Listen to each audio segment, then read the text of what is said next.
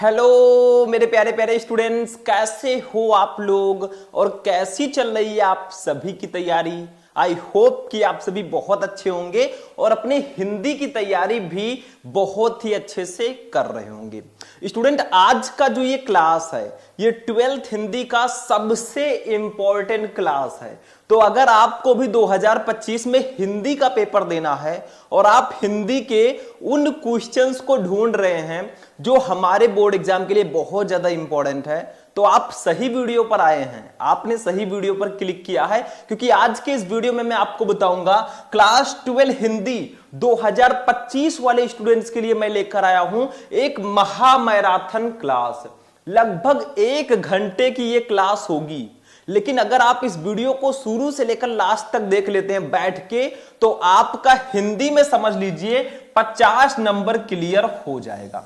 अब आप कहेंगे सर जी, हिंदी का पेपर तो 100 नंबर का आता है, आप 50 नंबर क्लियर करा रहे हैं। देखो मेरे स्टूडेंट, आज के इस क्लास में हम क्लास 12 हिंदी का जो खंड खा होता है, ठीक है, खंड खा, इस पूरे खंड खा को हम एक ही वीडियो में पढ़ेंगे।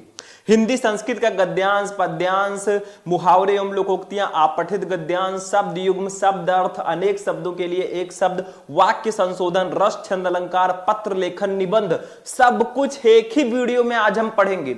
आज हिंदी का हम खात्मा करेंगे, ठीक है। तो क्लास 12 हिंदी 2025 50 नंबर बिल्कुल पक्का। ये महा मैराथन क्लास होगा, थोड़ा क्लास लॉन्ग होगा, 1 घंटे में आपकी पूरी हिंदी भैया आज खत्म होगी। और देखिए, खंड का वाला वीडियो मैं आपको पहले ही प्रोवाइड करा चुका हूं। आप लोग सर्च करना class 12 Hindi important question Shubham lecturer, आपको पूरा खंड का एक ही वीडियो में मिल जाएगा। आज खंड खा को मैं लेकर आया हूं, ठीक है। देखो क्या क्या हम पढ़ेंगे, ध्यान से पहले समझ लो। कुछ स्टूडेंट कह रहे थे सर आप पूरी हिंदी को एक वीडियो में लेकर आइए, तो देखो खंड का को मैंने पहले दे दिया, खंड खा को आज हम जानेंगे। कैसे संस्कृत के गद्यांश को सॉल्व करेंगे, पूरे 7 नंबर का आता है, अभी मैं बताऊंगा। अगर ऐसे लिख कर आओगे पूरे नंबर मिलेंगे। मैं आपको इंपॉर्टेंट भी बताऊंगा, लिखने का तरीका भी बताऊंगा, कैसे बोर्ड एग्जाम में आपको लिखना है मेरे दोस्त। तो पानी लेकर बैठ जाओ, कुर्सी और मेज लगा लो और देखना स्टार्ट कर दो, क्योंकि क्लास बहुत इंपॉर्टेंट है। बार बार ऐसे मौके नहीं मिलते हैं, ठीक है। आगे देखो, दूसरा संस्कृत पद्यांश या श्लोक 7 नंबर का आता है, इसको भी हम पढ़ेंगे। कैसे इसको लिखते हैं कॉपी में वो भी मैं बताऊंगा। नो टेंशन जब तक है शुभम, ठीक है। तीसरा देखो, मुहावरे एवं लोकोक्तियां 2 नंबर का आता है, इसको भी हम जानेंगे। फिर आपठित गद्यांश 5 नंबर का आता है, कैसे इसको सॉल्व करते हैं अभी मैं सब कुछ बताऊंगा, बहुत इजी है, ध्यान से देखना। शब्द युग्म 2 नंबर का, अनेकार्थी शब्द आता है 2 नंबर का, सबको हम पढ़ेंगे। अभी और है, देखो अनेक शब्दों के लिए एक शब्द 2 नंबर, वाक्य संशोधन 2 नंबर, रस 2 नंबर, छंद 2 नंबर, अलंकार सबको पढ़ेंगे। पत्र कैसे लिखें ये भी मैं बताऊंगा, पूरे 6 नंबर का आता है। निबंध आपका पूरे 9 नंबर का आता है, ये भी मैं आपको बताऊंगा। तो अब टाइम वेस्ट हम नहीं करेंगे, एक एक को देखेंगे। आप लोगों को करना कुछ नहीं, वीडियो को लाइक करना है, चैनल को सब्सक्राइब कर लेना है, ऐसे ही वीडियोस आपको आगे मिलते रहेंगे। सबसे फर्स्ट जो हमारा है मेरे दोस्त ये है, देखो कुछ लाइन आपके लिए मैं लेकर आया हूं ताकि आप मोटिवेट हो। इतनी लंबी क्लास लेने जा रहे हैं, थोड़ा मोटिवेशन जरूरी है। जो मेहनत आज आपको दर्द लग रही है, अगर इस दर्द को झेलते रहे तो कल ये दर्द आपकी सबसे बड़ी ताकत बन जाएगी। कुछ स्टूडेंट सोचते हैं यार मैं दिन में 8 घंटे 9 घंटे पढ़ता हूं, 6 घंटे पढ़ता हूं, बहुत तकलीफ होती है। ये दर्द है, अगर इसी दर्द को आप झेलते रहे, निरंतर पढ़ते रहे, तो एक दिन यही दर्द आपकी सबसे बड़ी ताकत बन जाएगी। यही दर्द आपको टॉपर बनाएगी, यही दर्द आपको लाइफ में सक्सेस कराएगी। तब आपको पता चलेगा हाँ यार पढ़ लिया, बहुत अच्छा किया।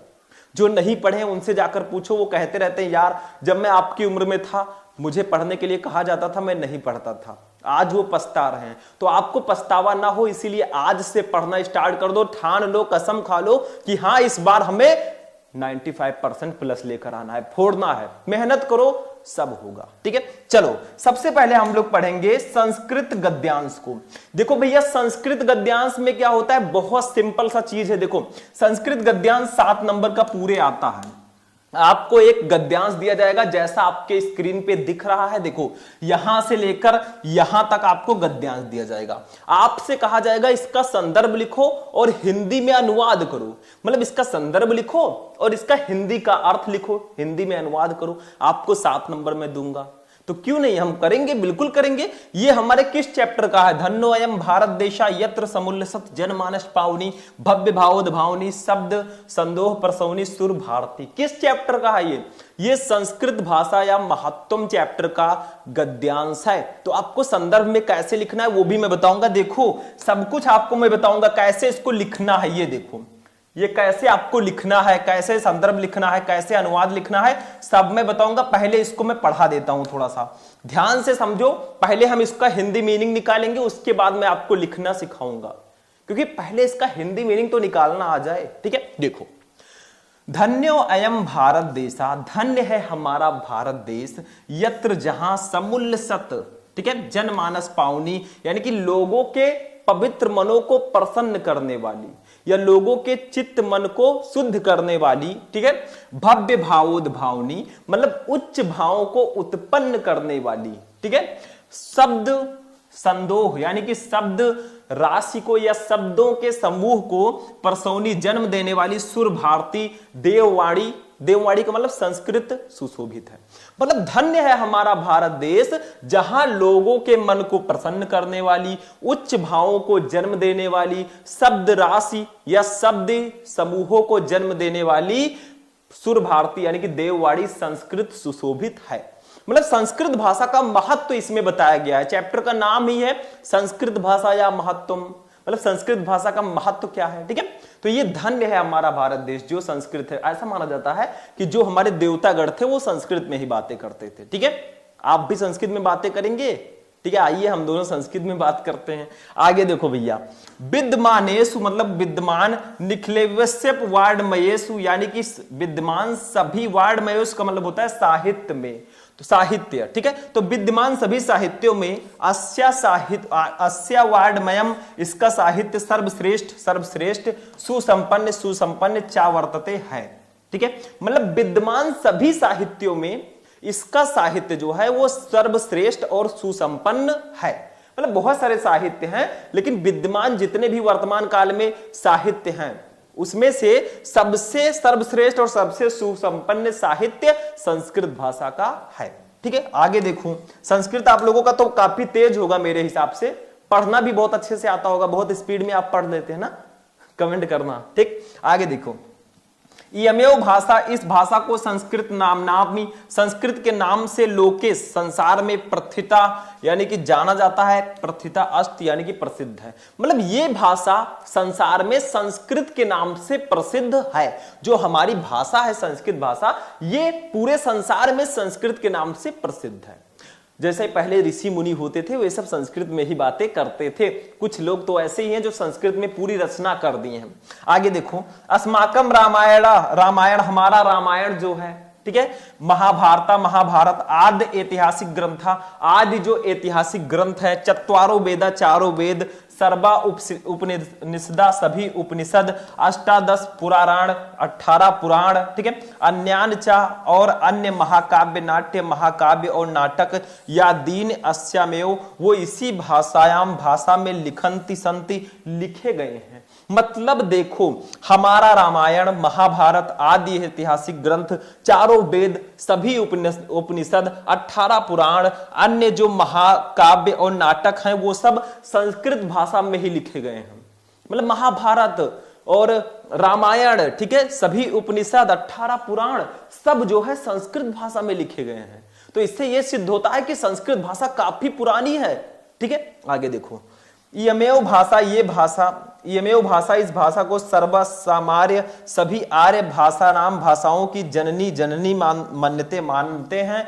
भाषा तत्व विधि यानी कि भाषा वैज्ञानिक। ठीक है। तो जो भाषा वैज्ञानिक हैं वो इस भाषा को सभी आर्य भाषाओं की जननी मानते हैं, मतलब सभी आर्य भाषाओं की ये जननी है ऐसा माना जाता है। थोड़ा सा और है उसको भी देखेंगे, इसको समझ लोगे तो बोर्ड एग्जाम में काम आएगा। मैं ऐसे ही नहीं बोल रहा हूं, मेरी आदत नहीं है बोलने की, ये सब आपके बोर्ड एग्जाम में ऐसे जैसे मैं बता रहा हूं ना ऐसे पढ़ लोगे तो मान लीजिए यही वाला अगर आ जाता है बोर्ड एग्जाम में तो आप कर तो लोगे, ठीक है। तो ध्यान से कोई चीज समझो, ध्यान से समझो, ठीक है। देखो, संस्कृतस्य संस्कृत का गौरव गौरव बहुविध ज्ञानाश्रयम, और इसमें बहुत प्रकार के आश्रय का होना, ठीक है, बहुत प्रकार के ज्ञान का होना, व्यापकत्वम उसकी व्यापकता, चाना कश्यप वो किसी से दृष्टेर विषया वो किसी के दृष्टि से छिपी नहीं है। मतलब संस्कृत भाषा का गौरव, इसमें कई प्रकार के ज्ञान का होना और इसकी व्यापकता किसी के दृष्टि से छिपी नहीं है। हम सब लोग जानते हैं, हम सब लोग देखते हैं कि ये बहुत व्यापक है, ठीक है। आगे देखो, संस्कृत से संस्कृत का गौरव में वो गौरव को दृष्ट पथ मानिए, यानी कि ध्यान में रखते हुए सम्य गुप्तामाचार्य परवरेण, यानी कि आचार्य दंडी, आचार्य परवण दंडिना, दंडी जी ने ठीक ही कहा है। मतलब संस्कृत भाषा के गौरव को ध्यान में रखते हुए आचार्य दंडी परवर ने ठीक ही कहा है, दंडी जी ने ठीक ही कहा है। संस्कृतम संस्कृत नाम देवी, ये संस्कृत जो भाषा है वो देवी यानी कि देववाणी, ठीक है, वागान ख्याता विख्यात है महर्षियों के द्वारा। मतलब संस्कृत भाषा के गौरव को ध्यान में रखते हुए आचार्य दंडी जी ने ठीक ही कहा है कि महर्षियों ने संस्कृत को देववाणी माना है। मतलब महर्षियों ने संस्कृत को ऐसा माना है कि जो हमारे देवता हैं, देवता थे, वो भी संस्कृत भाषा ही बोलते थे, ऐसा माना गया है। मतलब संस्कृत को देववाणी माना गया है। देखो ये हमारा हो गया भैया, हमने हिंदी मीनिंग तो निकाल लिया।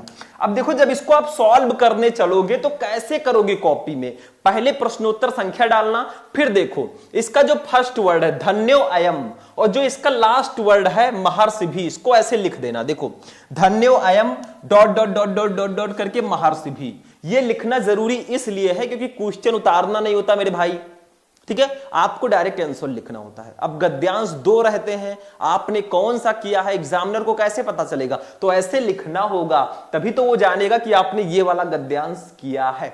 अब संदर्भ लिखेंगे, खूब प्यारा सा हेडिंग डालेंगे पहले संदर्भ लिखेंगे, ठीक है। संदर्भ में हम क्या लिखते हैं, केवल पाठ का नाम, इसमें लेखक का नाम नहीं दिया जाता। तो देखो प्रस्तुत गद्यांश हमारी पाठ्य पुस्तक के संस्कृत भाग में संकलित संस्कृत भाषा या महत्वम नामक पाठ से अवतरित है। बस इतना सा आपको लिखना है। मान लीजिए कोई महामना मालवीय चैप्टर का गद्यांश आ गया तो ऐसे ही लिखना, चैप्टर का नाम बदल देना। प्रस्तुत गद्यांश हमारी पाठ्य पुस्तक के संस्कृत भाग में संकलित महामना मालवीय नामक पाठ से अवतरित है, पूरा यही रहेगा, बस आपको चैप्टर का नाम बदलना है। एक चीज और ध्यान रखना, ये जो संस्कृत भाग है इसको ब्लैक पेन से लिख देना और संस्कृत भाषा या महत्वम जो है इसको भी ब्लैक पेन से लिखना, क्योंकि ये बहुत इंपॉर्टेंट है, इसको ब्लैक से लिखना, बाकी ब्लू रहेगा, ठीक है।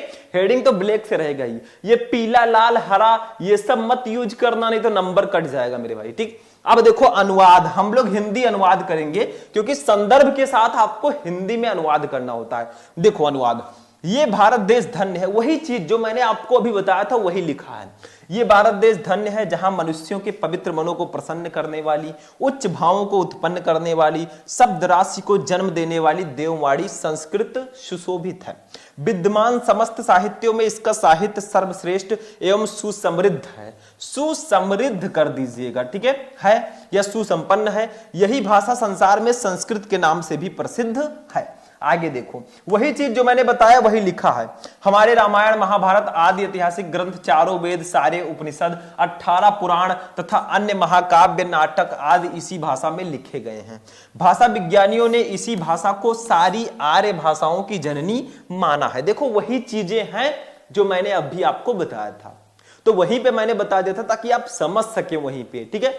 एग्जाम में जाए अच्छे से लिखें। देखो संस्कृत का गौरव, गौरव कर देना, संस्कृत का गौरव, उसमें अनेक प्रकार के ज्ञान का होना तथा उसकी व्यापकता किसी की दृष्टि से छिपी नहीं है मेरे भाई, किसी की आंखों से छिपी नहीं है। संस्कृत के गौरव को ध्यान में रखकर ही आचार्य दंडी ने ठीक ही कहा है, संस्कृत को महर्षियों ने दिव्य वाणी यानी कि देवताओं की भाषा या देवताओं की वाणी कहा है। बस हो गया, संस्कृत का गद्यांश हो गया, सिंपल सा था, हमने किया। ठीक है, तो समझ में आ रहा है? कितने बच्चे प्रेजेंट हैं अभी देख रहे हैं, कमेंट करना। कुछ बच्चे क्या करते हैं, स्टार्ट करते हैं फिर भाग जाते हैं। ऐसा करोगे तो आपके कॉपी में से नंबर भी भाग जाएंगे। ठीक है, मतलब कम नंबर आएगा। तो आप लोग मेहनत करो, जो भी देखो अच्छे से देखो। मैं ये नहीं कह रहा हूं मेरा ही वीडियो आप देखो, आप किसी का भी देखो, कुछ भी पढ़ो, उसको अच्छे से पढ़ लो ताकि दोबारा देखने की जरूरत ही ना रहे। ठीक है, किसी चीज को दोबारा करने के लिए मत छोड़ो, जो करना है आज ही करके दिखाओ। चलो इसको मैं हटाता हूं, फिर चलते हैं अपने नेक्स्ट टॉपिक संस्कृत पद्यांश पे। ध्यान से देखना, वीडियो को लाइक करते हुए चलना भाई, एक मोटिवेशन मुझे मिलता है, मैं आपके लिए क्लासेस लाता हूं। ठीक है, आगे नेक्स्ट टॉपिक देखते हैं क्या है। नेक्स्ट टॉपिक, अब देखो मेरे प्यारे स्टूडेंट, हमारा जो नेक्स्ट टॉपिक है ये है महत्वपूर्ण पद्यांश। 7 नंबर का ये भी आता है, ये भी हिंदी संस्कृत का पद्यांश है। अब ये नंबर जो 7 होता है एकदम फिक्स होता है। आपके 12th में एक चैप्टर है सुभाषित रत्नानी, यही चैप्टर है भैया। इस चैप्टर में जितने भी श्लोक हैं सबको पढ़ लो। ठीक है, बाकी एक आध दो चैप्टर हैं जिसके नीचे एक एक श्लोक है, उसको पढ़ लो, आपका 7 नंबर कंप्लीट। ठीक है, इस चैप्टर से तो लिखा है कि आएगा ही आएगा, तो क्यों ना चैप्टर को घोल के पी लें। ठीक है, टॉनिक बनाए शीशी में रखकर रोज पिया करें, मतलब रोज पढ़ो। ऐसा कोई दवा नहीं है जिससे आपको दे दिया जाएगा आप टॉपर बन जाओगे। देखो क्वेश्चन, ये आपका पद्यांश है, सिर्फ 2-4 लाइन में रहेगा, 2 लाइन या 4 लाइन में, बहुत सिंपल सा होता है। देखो, परोक्षे कार्य हंतारम प्रत्यक्ष प्रिय वादिनम, प्रत्यक्ष प्रिय वादिनम मतलब परोक्षे कार्य हंतारम, जो पीठ पीछे आपका काम बिगाड़ने वाला हो, और प्रत्यक्ष प्रिय वादनम, और आपके सामने आए तो मीठा बोले। ठीक है, वर्जेता दृशम मित्रम, ऐसे मित्र को उसी प्रकार त्याग दो जैसे विष कुंभम पयोमुखम, जैसे विष से भरे घड़े को त्याग दिया जाता है जिसके ऊपर दूध लगा होता है। ठीक है, मतलब आपसे कहा जा रहा है कि वो मित्र जो आपके पीठ पीछे काम बिगाड़ने वाला हो और आपके सामने मीठा बोलने वाला हो, प्रिय बोलने वाला हो, ऐसे मित्र को उसी प्रकार त्याग दो जैसे विष से भरे घड़े को त्याग दिया जाता है, अगर उसके ऊपर दूध लगा हो उसको त्याग दिया जाता है। ठीक है, अब देखो इसको लिखोगे कैसे, छोटा सा है तो हमने यहीं से शुरू कर दिया है, आपको क्वेश्चन तो उतारना नहीं है, ऐसे लिख देना। देखो परोक्षे करेंगे, डॉट डॉट डॉट डॉट करके पयोमुखम करेंगे। देखो आपके पद्यांश भी 2 रहेंगे, करना एक ही होगा, कौन सा किया है वो ऐसे ही पता चलेगा। संदर्भ लिखो, संदर्भ प्रस्तुत पद्यांश, यहां पे पद्यांश कर देना क्योंकि ये पद्यांश है। हमारी पाठ्य पुस्तक के संस्कृत भाग में संकलित सुभाषित रत्नानी नामक पाठ से अवतरित है। ठीक है, बस इतना सा आपको लिखना है। इसमें भी सुभाषित रत्नानी और संस्कृत भाग, इसको आपको ब्लैक से लिख देना है, बस हो गया। ठीक है, आपको जो संदर्भ है उसमें लगभग सेम ही लिखना होता है, बस यहां पे पद्यांश कर देना, चैप्टर का नाम बदल देना, काम खत्म। सिंपल सा है, समझ में आ रहा है ना, आना भी चाहिए। चलो इसका अनुवाद देखते हैं, अनुवाद कैसे लिखेंगे। तो देखो अनुवाद, ठीक 3 लाइन का अनुवाद है। जो पीठ पीछे काम बिगाड़ने वाला हो पर सामने मीठा बोलने वाला हो, ऐसे मित्र को उसी प्रकार छोड़ देना चाहिए जिस प्रकार विष से भरे घड़े को जिसके ऊपरी भाग में दूध हो उसको छोड़ दिया जाता है। मतलब वही चीज जो मैंने बताया, जो मित्र आपके पीठ पीछे काम बिगाड़ने वाला हो, सामने मीठा बोलने वाला हो, ऐसे मित्र को उसी प्रकार छोड़ देना चाहिए जिस प्रकार विष से भरे घड़े को छोड़ दिया जाता है जिसके ऊपरी भाग में दूध लगा होता है, फिर भी उसे हम लोग छोड़ देते हैं। बस हो गया। ठीक, आगे बढ़ते हैं, टाइम वेस्ट नहीं करेंगे, टाइम बहुत क्रूशियल है आपके लिए। चलो ठीक है, नेक्स्ट क्वेश्चन। नेक्स्ट क्वेश्चन है मुहावरे एवं लोकोक्तियां। अब हमारे खंड खा में जो आता है, पहले संस्कृत का गद्यांश फिर पद्यांश, अब हिंदी व्याकरण के क्वेश्चन रहेंगे। मुहावरे एवं लोकोक्तियां, देखो आपको 4 दिए जाएंगे, करना एक ही है। ठीक है, देखो फर्स्ट है, कैसे इसको लिखना है। फर्स्ट है अपना सा मुंह लेकर रह जाना, इतना क्वेश्चन आपको दिया जाएगा, बस इतना सा दिया जाएगा। बाकी जो अर्थ मैंने लिखा है ब्रैकेट में ये, और जो वाक्य प्रयोग किया है ये आपको लिखना होगा। ठीक है, तो अपना सा मुंह लेकर रह जाना मतलब लज्जित होना। वाक्य प्रयोग हेडिंग डालेंगे, लिखेंगे राजेश की झूठी बात की वास्तविकता का जब सभी सहकर्मियों को पता चल गया तो राजेश अपना सा मुंह लेकर रह गया। ठीक है, अब राजेश की जगह पर महेश रमेश कुछ भी कर सकते हो, नो प्रॉब्लम। तो यहां पे आपका क्वेश्चन इस वाक्य में आना चाहिए, आपका 2 नंबर क्लियर है। ठीक है, इसमें कुछ होता नहीं है, आप कुछ भी लिख दो, अच्छे से लिखो, वाक्य प्रयोग अच्छा होना चाहिए, 2 नंबर आपका कंप्लीट। एक आध और देख लेते हैं हम लोग। दो और देखेंगे। देखो, ईंट से ईंट बजाना, इसका अर्थ क्या होता है? समूल विनाश करना, पूरी तरह से विनाश कर देना, ईंट से ईंट बजाना। देखो वाक्य प्रयोग कैसे करेंगे।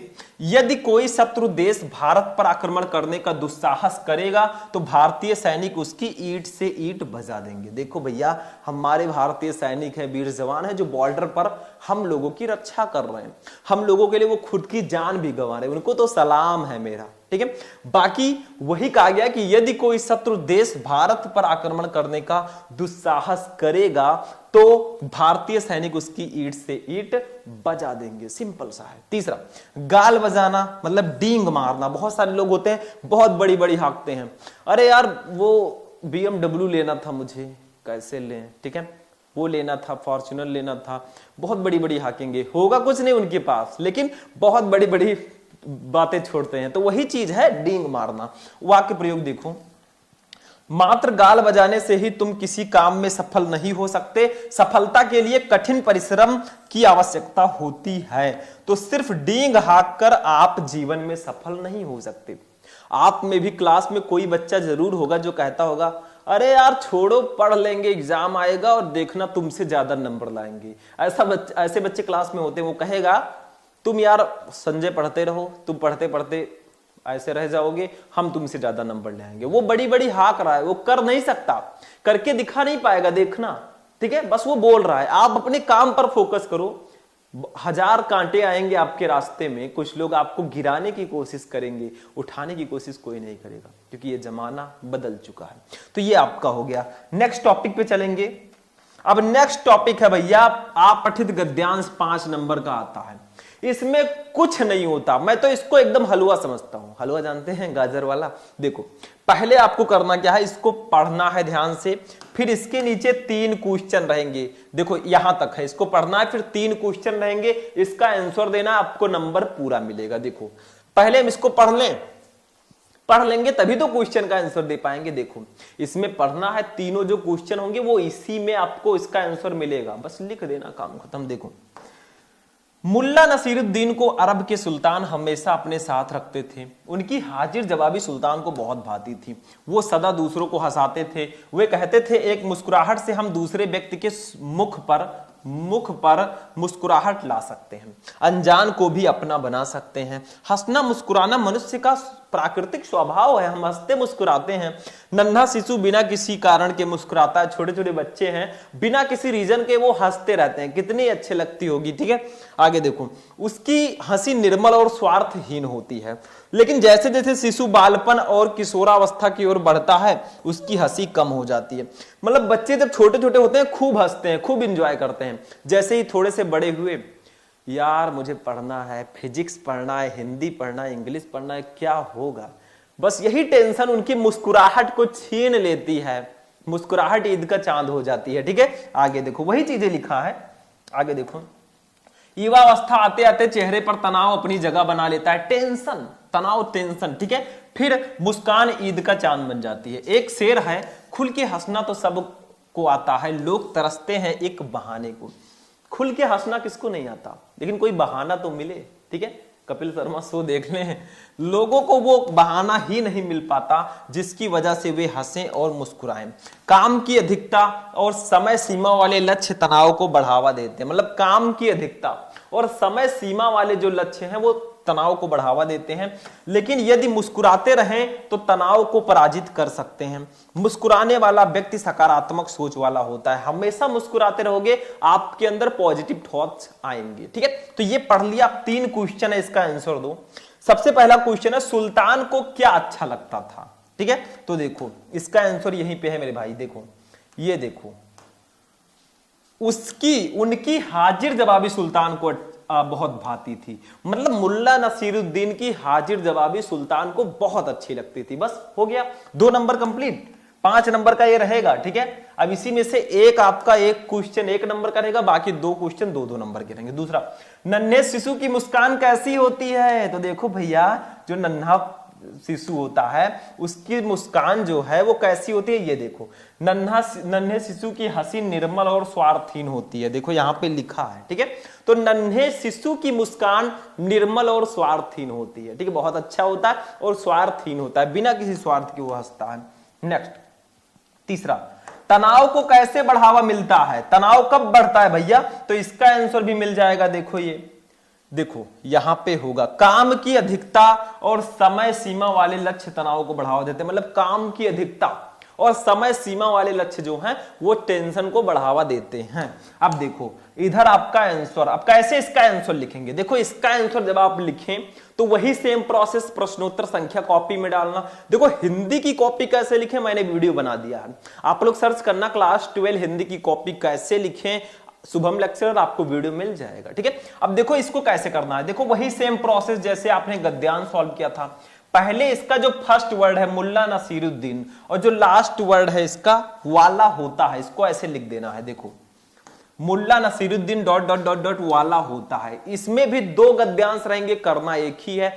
आपने कौन सा किया है कैसे पता लगेगा, तो इसी ट्रिक से पता लगेगा, ठीक है। देखो क्वेश्चन नंबर 1, सुल्तान को क्या अच्छा लगता था, तो आंसर है सुल्तान को मुल्ला नसीरुद्दीन की हाजिर जवाबी अच्छी लगती थी। बस हो गया, ठीक है, हो गया, आंसर हो गया, सिंपल सा, 2 नंबर कंप्लीट।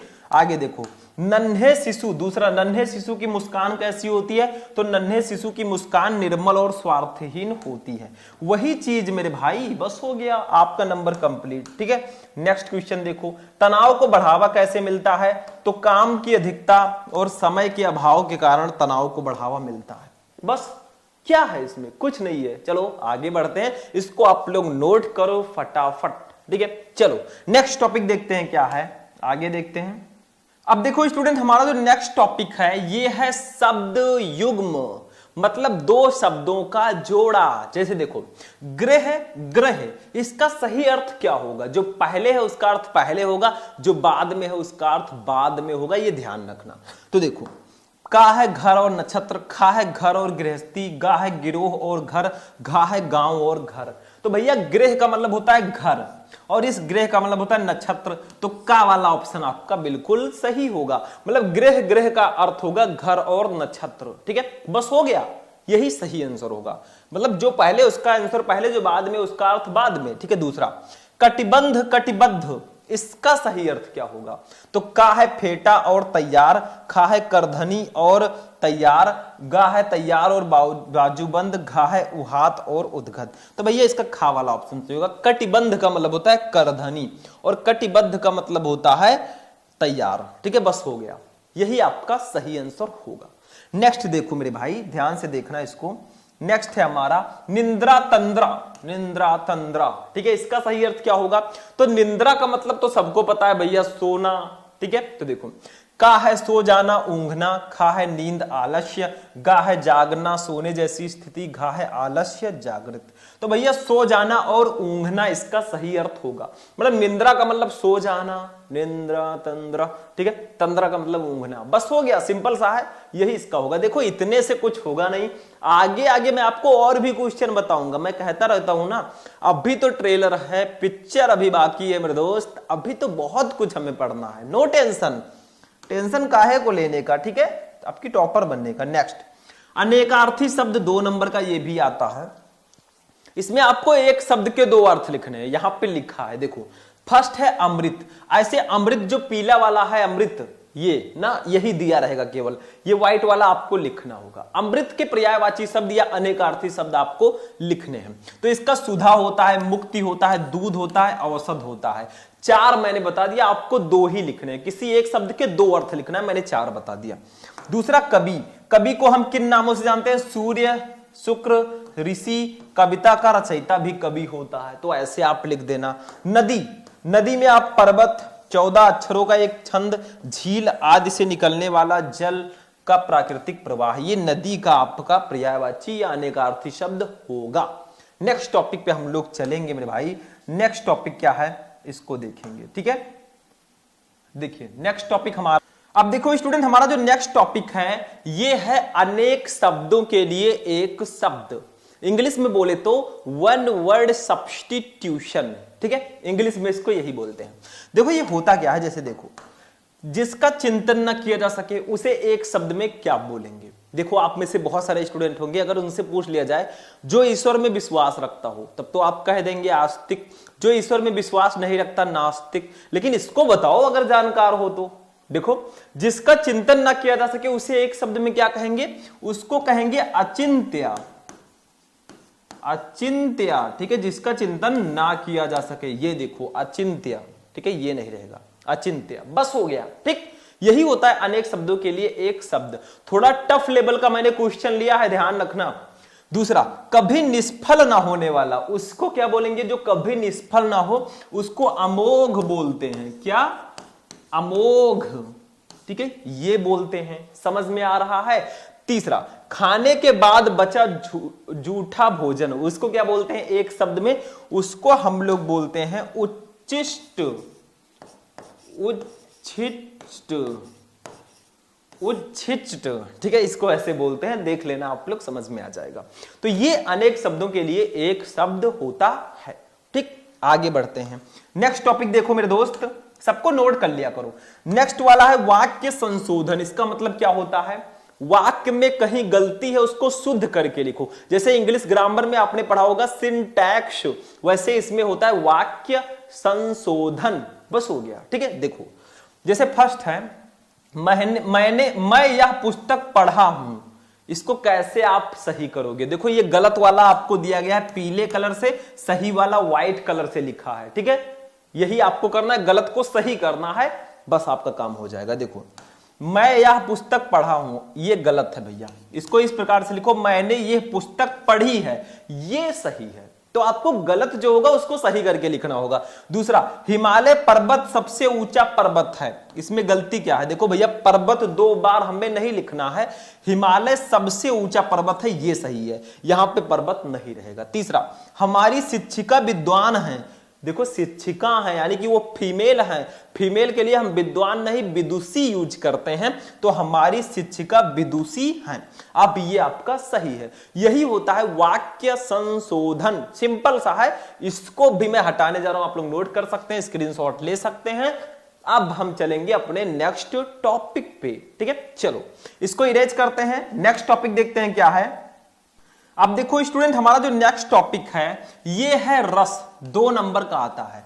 खाने वाला रस नहीं है, ये रस है, जिसमें करुण रस, वीर रस, हास रस, श्रृंगार रस, इसी का हम अध्ययन करते हैं, शांत रस। ठीक है, तो हम आज पढ़ेंगे करुण रस को।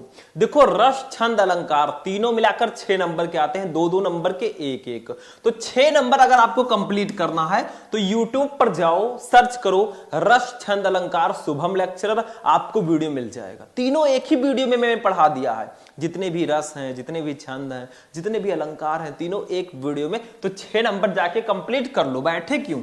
चल, करुण रस हेडिंग डालेंगे, लिखेंगे करुण रस का स्थायी भाव शोक है। ठीक है, शोक नामक स्थायी भाव विभाव, अनुभाव एवं संचारी भाव में संयोग करता है, तब करुण रस की उत्पत्ति होती है। इतना आपको परिभाषा लिखना है, और परिभाषा और उदाहरण दोनों लिखना होता है। तो अब उदाहरण लिखेंगे, देखो, क्यों छलक रहा दुख मेरा उषा की मृदु पलकों में, हाँ उलझ रहा सुख मेरा संध्या की घन अलकों में। देखो आप इसी एग्जाम्पल को लिख सकते हैं, या अगर आपको कोई दूसरा एग्जाम्पल भी याद है तो आप उसको भी लिख सकते हैं। ऐसा जरूरी नहीं है जो मैं बता रहा हूं वही लिखो। हाँ, ये लिखोगे तो आपको नंबर पूरा मिलेगा, दूसरा भी लिखोगे तो भी आपको पूरा नंबर मिलेगा, जैसे अलग अलग बुक में कहीं कहीं अलग अलग दिए रहते हैं। ठीक है, तो ये उदाहरण है, क्यों छलक रहा दुख मेरा उषा के मृदु पलकों में। देखो दुख की बात हो गई तो यहाँ पे करुण रस तो होगा ही होगा। हाँ उलझ रहा सुख मेरा संध्या की घन अलकों में। चलो आगे बढ़ते हैं, नेक्स्ट टॉपिक। इतना ही लिखना आपको, मतलब इसकी परिभाषा और उदाहरण लिखना होगा। नेक्स्ट है दोहा। अब दोहे में आप लोग समझिए, देखो दोहा हमने छंद लिया है, छंद भी 2 नंबर का आता है, इसमें दोहा, सोरठा, चौपाई, कुंडलियां, इसी को पढ़ना होता है। तो दोहा में क्या है, देखो दोहा अर्ध सममात्रिक छंद है, इसमें 4 चरण होते हैं, ध्यान रखना। इसके पहले और तीसरे चरण में 13-13 मात्राएं होंगी। देखो ये पहला चरण है, ये तीसरा चरण है, इसमें 13-13 मात्राएं होंगी और दूसरे तथा चौथे चरण में 11-11 मात्राएं होती हैं। ये दूसरा चरण है, ये चौथा, इसमें 11-11 मात्राएं होंगी। ये परिभाषा याद रखना बहुत इंपॉर्टेंट है। मतलब दोहा अर्धसमात्रिक छंद है, इसमें 4 चरण होंगे। देखो 1 2 3 4 चरण है। इसके पहले और तीसरे चरण में 13-13 मात्राएं, इसमें 13 होंगी, अभी मैं गिनूंगा, और दूसरे तथा चौथे चरण में 11-11 मात्राएं होंगी। चलो इसको हम लोग गिनते हैं, थोड़ा सा ध्यान देना। देखो जो एक मात्रा होगी उसको ऐसे लिखेंगे, एक की तरह, एक की डंडी जो होती है। जो 2 मात्रा होगी उसको ऐसे लिखते हैं हम लोग, ये ध्यान रखना, ठीक है। तो इसको आपको मात्रा के साथ लिखना होता है। देखो माप के ऊपर एक ही बिंदी है, तो सॉरी मां के ऊपर एक मात्रा है, तो यहां पे 2 मात्रा होगी। रा पे बड़ी ई का मात्रा लगा हुआ है, तो यहां पे भी 2 होगा। भा भैया अकेले हैं, सिंगल हैं, ठीक है, सिंगल पीस है तो सिंगल रहेगा। वाह भी अकेला है तो ये भी सिंगल रहेगा। देखो जो अकेले हैं उसको हम अकेले एक ही लिखेंगे, जिसमें मात्राएं लगी हैं उसको 2 लेंगे। बाधा में बा पर आ का मात्रा है 2, धा में आ का मात्रा है 2, हा अकेले हैं 1 और ये 2। अब गिनो, ये पहला चरण है, 2 2 4 1 5 1 6 2 8 2 10 11 2 13 मात्रा हो गई। अब तीसरे चरण पे हम लोग चलते हैं, क्योंकि पहले और तीसरे में 13-13 मात्राएं होंगी। तीसरे में देखो 2 इसका लिया जाएगा, 1 इसका, 3 और 1 4, 2 इसका 6, 2 इसका 8, ठीक है, 2 इसका 10 और 1 11, पाका और रय है तो 2 13। देखो ये भी 13 मात्रा हो गई, ठीक है। तो पहले और तीसरे चरण में 13-13 मात्राएं हो गई। अब दूसरे और चौथे में देखते हैं। देखो दूसरा, रा परा का मात्रा है 2, धा परा का मात्रा है 2, 2 2 4 2 6, ये अकेले है 7, और देखिए छोटी ई का मात्रा है तो उसको एक ही हम लेते हैं, तो 1 इसका 8, ये सा पर ओ का मात्रा है 2 10 और 1 11। देखो यहां पे मैंने रेड क्यों किया है, क्योंकि यहां पे बड़ी ई लिख गया था गलती से, छोटी ई रहेगा, ठीक है, तो 11 इसमें हो गई। अब चौथे में भी 11 होना चाहिए। देखो आधा सा यहाँ पर आ का मात्रा है, तो आधा सा को हम एक मात्रा नहीं लेंगे, जो इसमें जुड़ा है दोनों को मिलाकर 2 मात्रा कर देंगे। 2 मां पर छोटाऊ ऊ का मात्रा, छोटाऊ की मात्रा को हम एक ही लेते हैं, 3 और 1 हा अकेले है 4, छोटी का मात्रा होगा तो अकेले रहेगा 5, 1 6 1 7 1 8 2 10 हो है 2 10 1 11। तो ये आपका पहले और तीसरे में 13-13, दूसरे और चौथे में 11-11 मात्राएं हैं। यही होता है दोहा, ठीक है। चलो छंद भी हो गया, इसको नोट कर लो आप लोग चाहो तो। चलो आगे बढ़ते हैं, नेक्स्ट टॉपिक पे चलते हैं। आप लोग स्क्रीनशॉट ले लिया करो। नेक्स्ट है हमारा अलंकार। अलंकार में कई अलंकार है, रूपक, यमक, श्लेष, उपमा, उत्प्रेक्षा, ठीक है, संदेह, बहुत है। तो यमक अलंकार को हम लेकर आए हैं। देखो यमक अलंकार को आज के इस क्लास में बताएंगे। मैंने आपको बताया सभी रस, सभी छंद, सभी अलंकार को देखना, यूट्यूब पर सर्च कर लेना, रस छंद अलंकार शुभम लेक्चरर, आपको क्लास मिल जाएगा, ठीक है। नींद तो नहीं लग रही है, लग रही होगी, पानी पी लेना, थोड़ा छीटा उटा मार लेना, ठीक है, 2 मिनट वीडियो को पास करके फिर देखने लगना, क्योंकि नींदें तो आएंगी, रास्ते में रुकावटें 1000 आएंगी। वीर वही है जो रुकावटों को टाल के चलता चला जाएगा, वही लक्ष्य तक पहुंचेगा। देखो यमक अलंकार, जब एक ही शब्द 2 या 2 से अधिक बार आता है और भिन्न भिन्न अर्थों में प्रयुक्त होता है, मतलब एक ही शब्द 2 या 2 से अधिक बार आए और उसके अर्थ भी अलग अलग हो, तो वहां यमक अलंकार होता है। यमक का अर्थ ही होता है जोड़ा, ठीक है। देखो उदाहरण देखो, काली घटा का घमंड घटा, नभ मंडल तारक वृंद खिले। देखो यहां पे घटा शब्द 2 बार आया है और इन दोनों के अर्थ अलग अलग हैं, तो यहां पे यमक अलंकार होगा, क्योंकि कहा गया है जब एक ही शब्द 2 या 2 से अधिक बार आता है और भिन्न भिन्न अर्थों में प्रयुक्त होता है, उसके अर्थ भी अलग अलग होते हैं, तो वहां यमक अलंकार होता है, ठीक है। तो काली घटा का घमंड घटा, नभ मंडल तारक वृंद खिले, बस हो गया।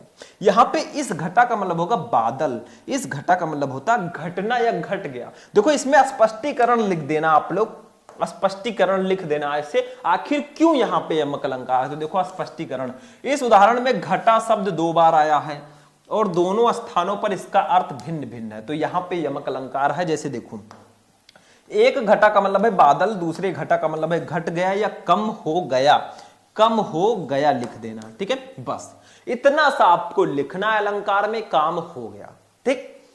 हम लोग बहुत नजदीक आ रहे हैं, हमारा क्लास अब 2 टॉपिक और हैं, पत्र लेखन और निबंध दोनों को समझते हैं। चलो पहले पत्र लेखन को हम लोग समझते हैं। ये देखो पत्र लेखन पूरे 6 नंबर का आता है। पत्र में कौन सा टॉपिक, किस टॉपिक पर पत्र दे दिया जाए ऐसा एकदम फिक्स तो नहीं है, लेकिन हाँ लिखते कैसे अगर आपको पता है पत्र कैसे लिखते हैं एग्जैक्टली, तो आप बहुत आसानी से पत्र को लिख सकते हैं। देखो आज हम आपको बताएंगे बढ़ते हुए संक्रामक रोग की रोकथाम के लिए मुख्य चिकित्सा अधिकारी को एक प्रार्थना पत्र लिखना है। मतलब आप जहां रहते हैं वहां पे संक्रामक रोग लगातार बढ़ रहा है, दवाइयों की कमी हो गई है आपके अस्पताल में, सरकारी अस्पताल में, तो उसको बढ़ते हुए मुख्य चिकित्सा अधिकारी को एक पत्र लिखना है। ठीक है, तो हम लिख रहे हैं। पहले सेवा में लिखो, पत्र लिखो तो सबसे पहले सेवा में, फिर आप किसको पत्र लिख रहे हो, हम मुख्य चिकित्सा अधिकारी गोंडा, मतलब गोंडा के मुख्य चिकित्सा अधिकारी को हम पत्र लिख रहे हैं, तो हमने एड्रेस लिख दिया। सेवा में जिसको आप पत्र लिख रहे हो वो लिख देना, फिर जहां आप लिख रहे हो वो लिख देना। फिर आप किस विषय पर पत्र लिख रहे हो भैया, आपका कोई विषय होगा, ठीक है, तो विषय, विषय का मतलब जिस पर आप पत्र लिख रहे हैं। तो देखो प्राथमिक स्वास्थ्य केंद्र पर संक्रामक बीमारियों की दवाइयों का अभाव। देखो संक्रामक बीमारियों की दवाएं उपलब्ध नहीं है अस्पताल में, इसीलिए संक्रामक रोग बढ़ रहे हैं, तो हमारा मेन जो विषय है वो यही है। ठीक, तो पत्र लिखना जब स्टार्ट करें तो सेवा में जिसको आप पत्र लिख रहे हैं उसको लिख दें, फिर विषय लिख दें, फिर महोदय लिखकर आपको पत्र अपना पूरा लिखना है, फिर महोदय लिखिएगा। देखो भैया महोदय आपको यहीं पे लिखना है, देखो इसी के एकदम स्ट्रेट लाइन में यहां पर महोदय लिख देना। ठीक है, देखो ध्यान से समझो थोड़ा सा, यहां पे महोदय लिख देना और शुरू कर देना। ठीक है, अब देखो यहां पे जगह नहीं था तो मैंने नेक्स्ट पेज में मैं ले लिया हूं, देखो समझ में आ रहा है, ये देखो मैंने नेक्स्ट पेज में यहां पे ले लिया है, लेकिन आपको इसी के नीचे लिखते हुए चलना है। इसी के नीचे विषय लिखा, फिर इसके नीचे महोदय लिखकर अपनी प्रॉब्लम बता दो। मतलब आपको एक ही पेज में लिखना होता है, या नहीं आ रहा है एक पेज में तो 2 लिख सकते हैं, लेकिन हमें तो यहां पे भाई जगह कम लगा तो मैंने लिख दिया। देखो महोदय, अब महोदय लिखकर आपको पत्र की जो बॉडी होती है, मतलब पत्र में आपको लिखना क्या है, अपनी पूरी प्रॉब्लम बताओ। ठीक है, अब देखो मेरी प्रॉब्लम क्या है, मैं आपका ध्यान क्षेत्र के प्राथमिक स्वास्थ्य केंद्र पर संक्रामक बीमारियों से बचाव के लिए इस्तेमाल की जाने वाली जरूरी दवाइयों की कमी की ओर आकर्षित करना चाहता हूं। मतलब आपकी जो प्रॉब्लम है महोदय करके आप पूरी प्रॉब्लम लिख दो। ठीक है, पूरे क्षेत्र में हैजा, डेंगू, ज्वर, मलेरिया, क्षय रोग तथा पीत ज्वर जैसे संक्रामक रोग अपने चरम बिंदु पर हैं। इस कारण प्राथमिक स्वास्थ्य केंद्र पर पीड़ितों की संख्या निरंतर बढ़ती जा रही है। मतलब जितने भी संक्रामक रोग होते हैं, हैजा, डेंगू, मलेरिया, टीबी, ये सब बहुत बढ़ रहे हैं, लेकिन आवश्यक दवाइयों के अभाव में डॉक्टर उचित इलाज नहीं कर पा रहे हैं। वही डॉक्टरों द्वारा पीड़ितों को इलाज हेतु बाहर से लिखी जा रही दवाइयां इतने ऊंचे मूल्य पर मिल रही हैं जो आम जन की पहुंच से बाहर है। देखो भैया आपके पास पैसा होगा आप तो जाके दवा ले आएंगे, लेकिन वो बंदा, वो आदमी जो बेचारा 200-300 में डेली मेहनत करता है, मजदूरी करता है, उसको अगर 1000 रुपए की दवाई लिख दिया जाए तो क्या होगा, 3 दिन की मेहनत उसकी दवाई में लग जाएगी। तो वो सरकारी अस्पताल में इसीलिए जाता है, और सरकारी अस्पताल में दवाइयों का अभाव है, उसी से रिलेटेड हम लिख रहे हैं। ठीक है, तो बाहर से वो दवाई अफोर्ड नहीं कर सकता, तो ये महोदय लिखकर अपनी प्रॉब्लम आपको लिखना है। ठीक है, फिर आपको देखो इसी के नीचे आपको लिखते हुए चलना है। मैं पेज भले ही बदल रहा हूं लेकिन आपको उसी के नीचे लिखते हुए चलना है। देखो इस कारण पीड़ितों की संख्या में कमी नहीं आ पा रही है, अतः आपसे अनुरोध है कि इस मामले को संज्ञान में लेते हुए यथाशीघ्र समुचित दवाइयों को उपलब्ध कराने का कष्ट करें ताकि पीड़ितों को जरूरी इलाज समय पर मिल सके और समय रहते स्वास्थ्य लाभ ले सकें। फिर आपको धन्यवाद सहित लिखना है, थैंक यू, फिर आपको डेट डालना है, दिनांक, दिनांक डालिएगा नहीं, डॉट डॉट कर दीजिएगा, दिनांक ना ही डालें तो अच्छा है। ठीक है, फिर देखो भौदिये लिखकर आप काखागा लिख दीजिएगा, नाम आपको नहीं लिखना होता मेरे भाई, काखागा वजीरगंज गोंडा, ऐसे आपको पत्र लिखना होगा। मेरे कहने का मतलब है कि जब आप पत्र लिखें सबसे पहले सेवा में, फिर जिसको आप पत्र लिख रहे हैं वो लिखो, फिर विषय लिखो, फिर नीचे से महोदय लिखकर आप अपनी प्रॉब्लम को ऐसे बता दो यहां से लेकर यहां तक। ठीक है, थोड़ा अनुरोध कर दो, फिर धन्यवाद सहित दिनांक ऐसे लिख दो, भौदिये काखागा, अपना एड्रेस वैसे लिख दो, काम खत्म। ठीक है, एड्रेस आप कुछ भी लिख सकते हैं, ठीक, नाम मत लिखिएगा पत्र लिखते समय, काम हो जाएगा। या जो एग्जामिनर होगा उससे पूछ लीजिएगा सर क्या लिखना है, क्या नहीं लिखना है। चलो पत्र लेखन भी हमारा हुआ। वैसे पत्र का मैंने एक स्पेशल वीडियो बना रखा है। मैंने आपको 5 सबसे महत्वपूर्ण पत्र को बताया। आप लोग सर्च करना क्लास 12 हिंदी इंपॉर्टेंट पत्र शुभम लेक्चरर, आपको क्लास मिल जाएगा। चलो लास्ट टॉपिक अपना देखेंगे निबंध, जो खंड खा का लास्ट टॉपिक है। 41 नंबर के क्वेश्चन हमने सॉल्व कर दिए, 9 नंबर का निबंध बच रहा है, अब उसको चलिए देखते हैं। चलो आगे बढ़ते हैं, नेक्स्ट टॉपिक देखते हैं क्या है। तो अब देखिए मेरे प्यारे स्टूडेंट, हमारा जो लास्ट टॉपिक है ये है निबंध। पूरे 9 नंबर का ये आता है। इसमें मेन क्या होता है, कैसे निबंध लिखें। देखो हेडिंग आपका बहुत अच्छे से होना चाहिए। मतलब सबसे पहला हेडिंग प्रस्तावना जरूर होना चाहिए। जैसे आपने हेडिंग डाला, जैसे हम लिखेंगे भारत में जनसंख्या वृद्धि की समस्या, इस पर निबंध आज हम लिखना सीखेंगे। तो आपने ऐसा हेडिंग डाला, फिर प्रस्तावना सबसे पहला हेडिंग रहेगा, फिर इस टॉपिक से रिलेटेड कुछ हेडिंग रहेंगे, फिर लास्ट में उपसंहार हेडिंग रहेगा। मतलब स्टार्टिंग में प्रस्तावना, लास्ट में उपसंहार आपको जरूर से लिखना है। तो चलिए पहले प्रस्तावना लिखते हैं। प्रस्तावना में आपको इसके बारे में लिखना है। देखो भारत में जनसंख्या वृद्धि की समस्या, जनसंख्या लगातार बढ़ रही है, भारत टॉप पर आने वाला है या आ चुका है, ठीक है। तो आपको करना क्या है, उसी पर निबंध लिखना है, एक लेख लिखना है अपनी भाषा में। कोई जरूरी नहीं है जो शब्दों को मैंने यूज किया थोड़ा चेंज करके भी आप लिख सकते हैं। देखो जनसंख्या वृद्धि की समस्या भारत के सामने विकराल रूप धारण करती जा रही है। सन 1930-31 में अविभाजित भारत की जनसंख्या 20 करोड़ थी। मतलब 1930-31 में जब भारत और पाकिस्तान विभाजित नहीं हुए थे, तब भारत की जनसंख्या कुल 30 करोड़ थी। कुल 30 करोड़, सोचो, सॉरी 20 करोड़, कुल 20 करोड़ थी, जो अब केवल भारत की 139 करोड़ से ऊपर पहुंच चुकी है। और अब का हाल देखो, सिर्फ भारत की जनसंख्या 139 करोड़ से ज्यादा हो चुकी है, ठीक है। जनसंख्या के इस अनियंत्रित वृद्धि के साथ 2 समस्याएं मुख्य रूप से जुड़ी हैं। अगर जनसंख्या बढ़ती है तो सीमित भूमि, देखो जमीन तो बढ़ नहीं रहा है, उतना ही रहेगा, ठीक है। सीमित आर्थिक संसाधन भी उतने ही रहेंगे, तो भैया बेरोजगारी तो होगी ही। अनेक अन्य समस्याएं भी इसी समस्या से अविच्छिन्न रूप से जुड़ी हैं, जैसे समस्त नागरिकों की शिक्षा, स्वच्छता, चिकित्सा एवं अच्छा वातावरण उपलब्ध कराने की समस्या, ठीक है। आगे बढ़ते हैं। इन समस्याओं का निदान न होने के कारण भारत क्रमशः एक अजायब घर बनता जा रहा है, जहां चारों ओर व्याप्त, अभावग्रस्त, अस्वच्छ एवं अशिष्ट परिवेश से एक किसी भी संवेदनशील व्यक्ति को विरक्ति हो उठती है और मातृभूमि की ये दशा लज्जा का विषय बन रही है। अगर जनसंख्या बढ़ती गई निरंतर तो बहुत बड़ी समस्या का सामना करना पड़ेगा, बेरोजगारी, भुखमरी, सबका, ठीक है। तो जनसंख्या नियंत्रित करो, कोई उपाय आप लोग अपनाओ, ठीक है। आप लोग नहीं, जो जिसको अपनाना है उसको अपनाना चाहिए, ठीक है। फिर देखेंगे, देखो नेक्स्ट हमारा हेडिंग रहेगा। अब फिर से हेडिंग मैंने डाला, देखो दूसरा हेडिंग, जनसंख्या वृद्धि से उत्पन्न समस्याएं। मतलब जनसंख्या वृद्धि से कौन कौन सी समस्याएं उत्पन्न हो सकती हैं, कैसे इसको रोक सकते हैं, सब कुछ मैं बताऊंगा। विनोबा जी ने कहा था, जो बच्चा एक मुंह लेकर पैदा होता है वो 2 हाथ लेकर भी आता है। आशय यह है कि 2 हाथों से पुरुषार्थ करके व्यक्ति अपना एक मुंह तो भर ही सकता है, पर यह देश के औद्योगिक विकास से जुड़ी है। आगे देखो, यदि देश की अर्थव्यवस्था बहुत सुनियोजित हो जाए तो वहां रोजगार के अवसरों की कमी नहीं रहती। लघु उद्योगों से करोड़ों लोगों का पेट भरता था, अब बड़ी मशीनें और उनसे अधिक शक्तिशाली कंप्यूटरों के कारण लाखों लोग बेरोजगार हो गए हैं और अधिकारिक होते जा रहे हैं। मतलब देखो धीरे धीरे बहुत प्रोग्रेस कर रहा है पूरा विश्व, पूरा वर्ल्ड, ठीक है। देखो पहले लोग काम करते थे कारखानों में, अब मशीनें आ गई हैं। मतलब लोगों की जगह पे मशीनें आ गई हैं, तो लोग क्या हुए, बेरोजगार हुए ना, ठीक है। अब पहले लोग हाथ से लिखते थे, अब कंप्यूटर पे लिख रहे हैं, तो लोग बेरोजगार होते जा रहे हैं इन मशीनों के कारण। आजीविका की समस्या के अतिरिक्त जनसंख्या वृद्धि के साथ एक ऐसी समस्या भी जुड़ी हुई है जिसका समाधान किसी के पास नहीं, वो है सीमित भूमि की समस्या। भारत का क्षेत्रफल विश्व का कुल 2.4% ही है, जबकि यहाँ की जनसंख्या विश्व की जनसंख्या की 17% है। अतः कृषि के लिए भूमि का अभाव हो गया है। मतलब जनसंख्या बढ़ेगी तो जमीन तो बढ़ता नहीं है, जमीन उतना ही रहेगा। ऐसा नहीं है कि 10-30 फीट आपने लिया है वो अगले साल 50 हो जाएगा ऑटोमेटिक, ऐसा नहीं होता, ठीक है। खरीदोगे तभी होगा।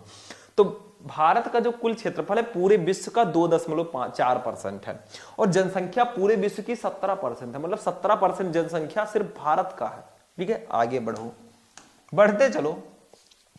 अब जनसंख्या वृद्धि के कारण क्या, आखिर जनसंख्या बढ़ क्यों रही है। देखो प्राचीन भारत में आश्रम व्यवस्था द्वारा मनुष्य के व्यक्तिगत एवं सामाजिक जीवन को नियंत्रित कर व्यवस्थित किया गया था। निबंध भारत में वृद्धि समस्या 18-19 यानी कि 100 वर्ष की संभावित आयु का केवल 100 वर्ष लिखिएगा, 100 वर्ष की संभावित आयु का केवल चौथाई भाग यानी कि 25 वर्ष ही गृहस्थ आश्रम के लिए था। व्यक्ति का शेष जीवन शारीरिक, मानसिक एवं आध्यात्मिक शक्तियों के विकास तथा समाज में सेवा में ही बीतता था। गृहस्थ जीवन में भी संयम पर बल दिया जाता था। इस प्रकार प्राचीन भारत का जीवन मुख्यतः आध्यात्मिक और सामाजिक था, जिसमें व्यक्तिगत सुख भोग की गुंजाइश कम थी।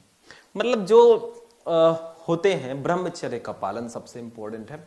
जैसे सबसे पहला नियम ये अपनाएं लोग जिनकी शादी हो चुकी है कि हम दो हमारे दो, मतलब हम 2 लोग हैं, हमारे 2 ही बच्चे होने चाहिए। कुछ लोग ऐसे मैंने देखे हैं, इतने टैलेंटेड हैं कि वो 7-7, 8-8 बच्चे पैदा करते हैं, दर्जन भी पूरे कर सकते हैं, कोई बड़ी बात नहीं है।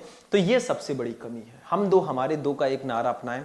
और पहले क्या होता था कि आश्रम होते थे, वहां पे लोग जो यंग लोग रहते थे आश्रम में रहते थे और 25 वर्ष की आयु तक ही वो घर पर रह सकते थे अपनी पत्नी के साथ, बाकी वो आश्रम में ही बिताते थे, जिससे बच्चे ज्यादा पैदा नहीं होते थे, जनसंख्या पहले नहीं बढ़ी थी। अब सब लोग सिर्फ घर में ही बैठे हुए हैं अपनी फैमिली के साथ, तो इससे प्रॉब्लम तो होगी, ठीक है, मन विचलित होगा।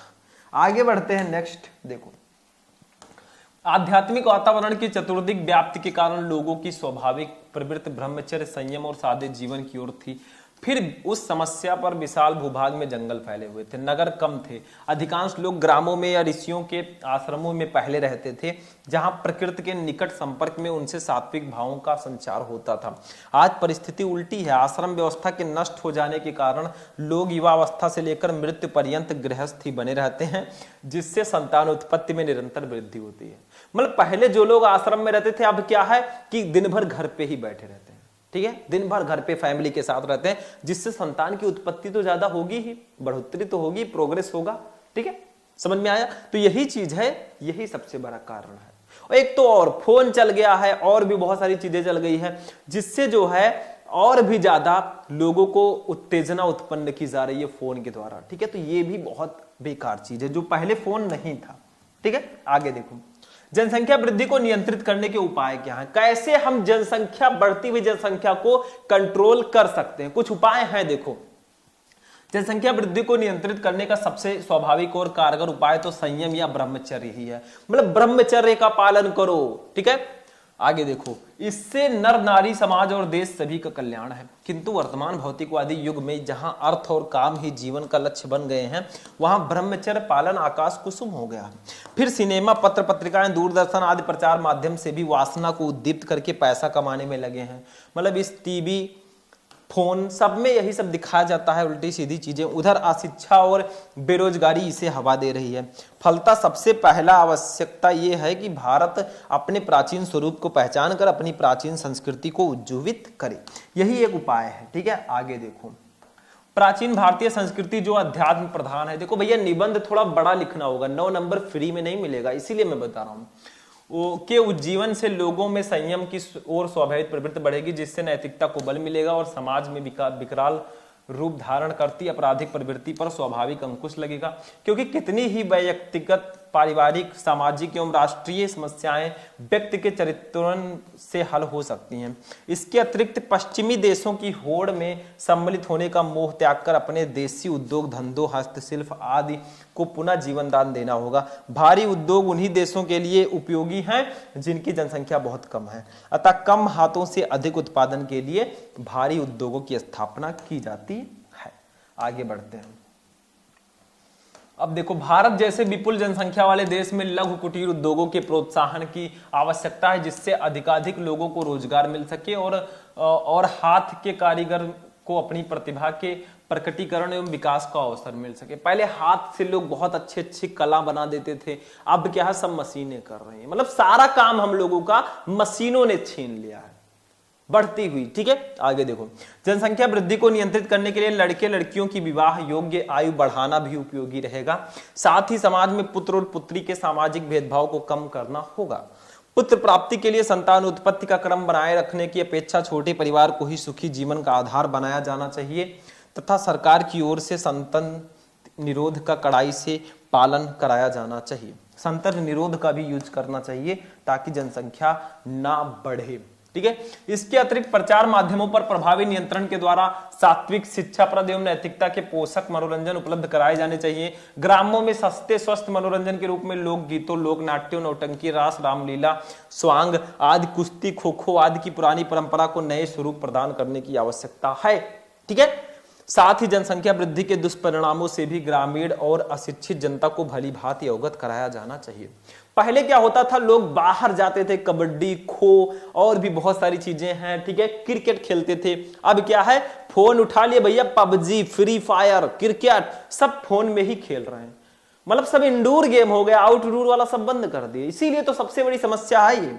आगे देखो, लास्ट में हमारा हेडिंग रहेगा उपसंहार। ये हेडिंग बहुत इंपॉर्टेंट है, मैंने बताया था पहला प्रस्तावना, लास्ट में उपसंहार हेडिंग रहेगा। देखो, जनसंख्या वृद्धि को नियंत्रित करने का वास्तविक स्थायी उपाय तो सरल और सात्विक जीवन पद्धति को अपनाने में ही निहित है, जिसे प्रोत्साहित करने के लिए सरकार को ग्रामों के आर्थिक विकास पर विशेष ध्यान देना चाहिए, जिससे ग्रामीणों की आजीविका की खोज में शहरों की ओर पलायन रुक सके।